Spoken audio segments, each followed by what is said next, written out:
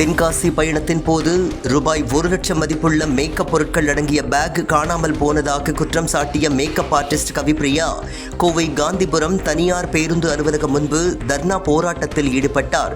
Back மீட்கப்படும் வரை போராட்டத்தை தொடர்வேன் என்றும் அவர் தெரிவித்துள்ளார். மே 30 அன்னைக்கு இங்கே நம்ம எஸ்பிஎஸ் டிராவல்ஸ் புக் பண்ணி தென்காசிக்காக புக் பண்ணியிருந்தேன்.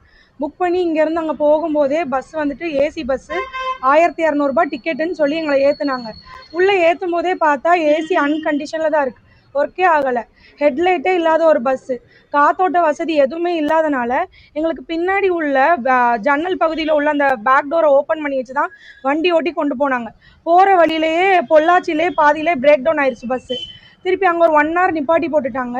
நிப்பாட்டிலேருந்து திருப்பி ஒட்டஞ்சத்திரம் வரைக்கும் பஸ் ஒரு 40 ஸ்பீடில் தான் போனாங்க. அங்கே போய் திருப்பியும் பஸ்ஸை நிப்பாட்டி போட்டுட்டு இதுக்கப்புறம் உங்களோட பஸ் எங்கேயுமே மூவ் ஆகாது, வேறு பஸ்ஸு பார்த்து போய்க்கோங்கன்னு சொல்லிட்டாங்க. திருச்செந்தூருக்கு எஸ்பிஎஸ் டிராவல்ஸ் ஒன்று வந்துச்சு, திருப்பி அதில் எங்களை ஏற சொன்னாங்க. ஏறும்போது என்னோட ட்ராலி 1 lakh மதிப்பிலான பொருள் உள்ளே இருக்குது. நான் ஒரு மேக்கப் ஆர்டிஸ்ட்டு, 1,00,000 ரூபாய்க்குள்ள பொருள் உள்ளே இருக்குது. என்னோட பொருளை கொடுங்கன்னு சொல்லி கேட்டால் 2 ட்ராலியில் ஒரே ஒரு ட்ராலி தான் இருக்குன்னு சொல்கிறாங்க. அதுக்கான பதில் என்னன்னு கேட்கும்போது எனக்கு எந்த பதிலுமே எனக்கு கொடுக்கல. எனக்கு ட்ராலி கொடுங்கன்னு அப்போ தான் இங்கேருந்து போவேன்னு சொன்னதுக்கு இன்னொரு எஸ்பிஎஸ் டிராவல்ஸ் அப்படியே மூவ் ஆகுது.